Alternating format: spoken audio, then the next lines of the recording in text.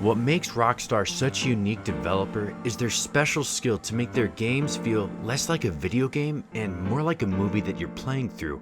With the movement of the camera or the music, they can convey so many different emotions and ideas.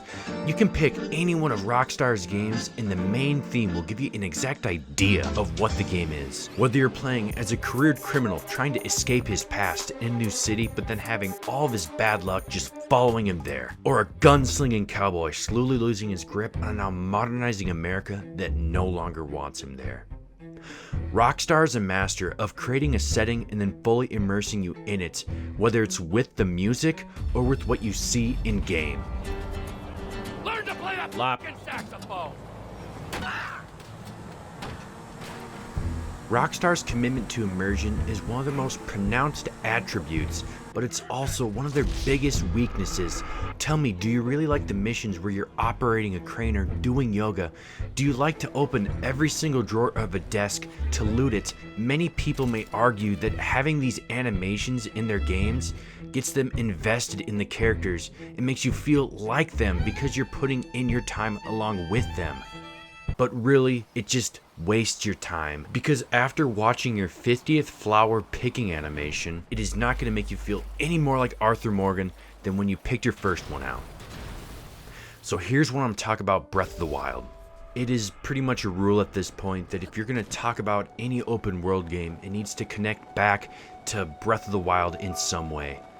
So I'm going to talk about flowers and the importance of Nintendo's simple little choice to not waste your time picking them, because they knew that they were making a game and not a movie, that you wanted to be walking around and exploring, not wasting your time picking up flowers. You click a button and it's in your inventory.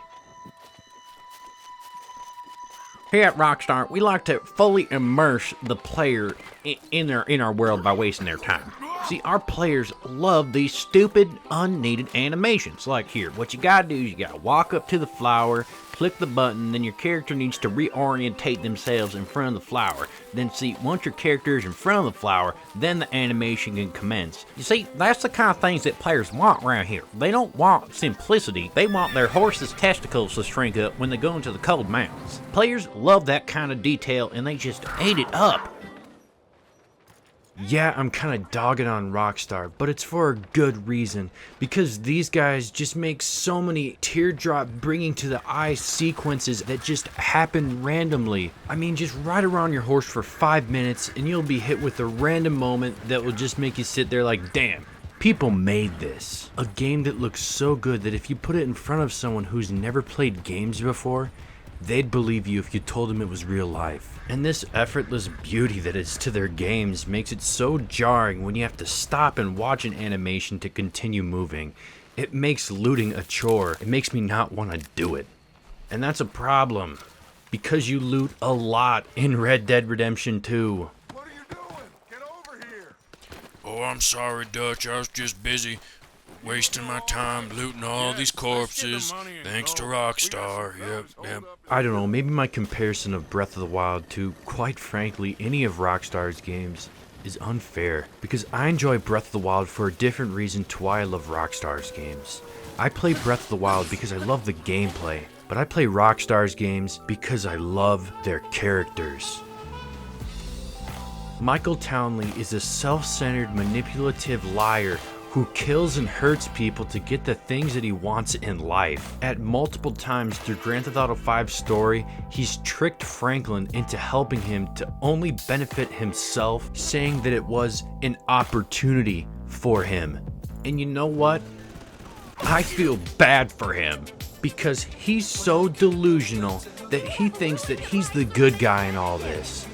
For all the bad that he's done in his life, his head is so far up his ass that he doesn't even know what kind of person he is.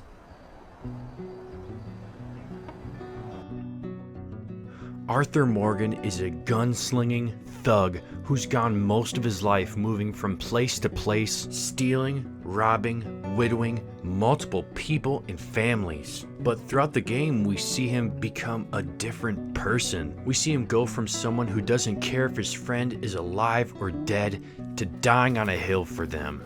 to helping multiple people, not necessarily because it benefits him, but because they deserve to be helped. And how gut-wrenching it is, seeing him go from someone who would stare death in the eyes at a regular basis to tears nearly forming in his eyes, realizing that he's gonna die and there's nothing he can do about it.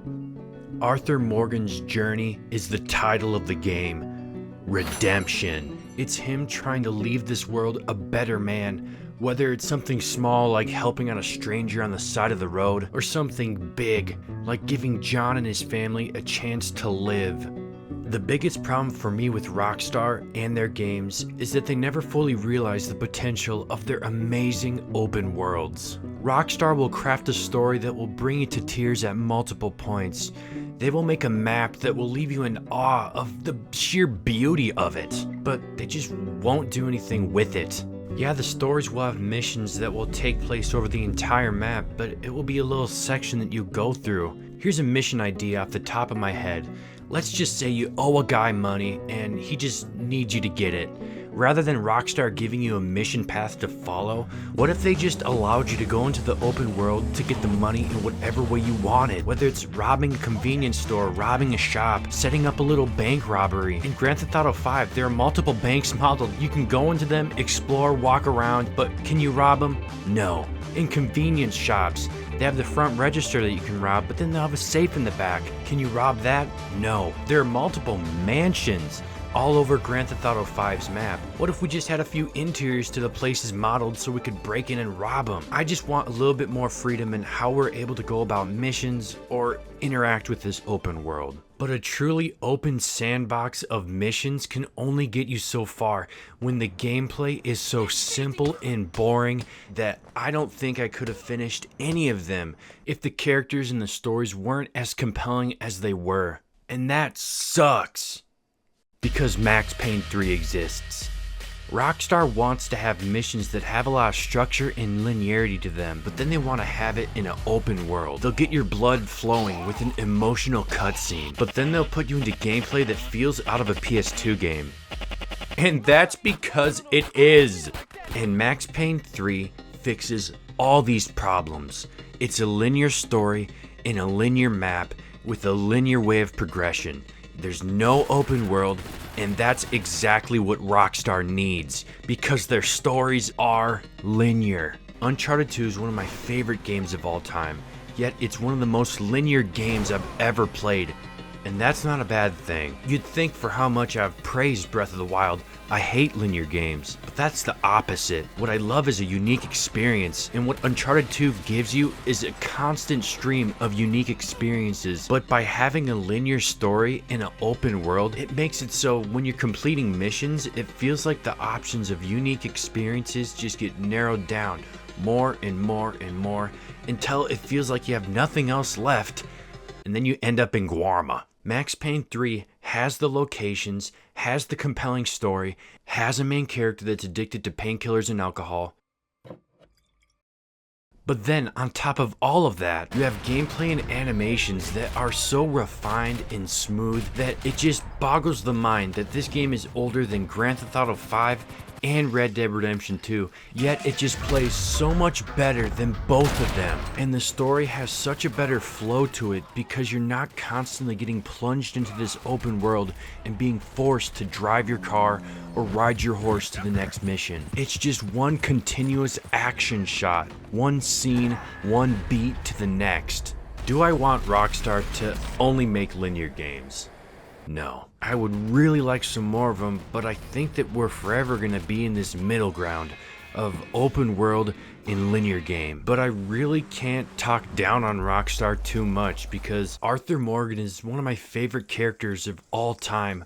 Or the fact that driving a rusted out tractor in Grand Theft Auto 5 feels better than driving a high-end supercar in Cyberpunk. So, am I gonna buy Grand Theft Auto 6 when it comes out? Even with all of these annoying things that I know will still be there. Of course I am. What jackass isn't going to be buying that game? You got me so mad I'm freaking leaving the room.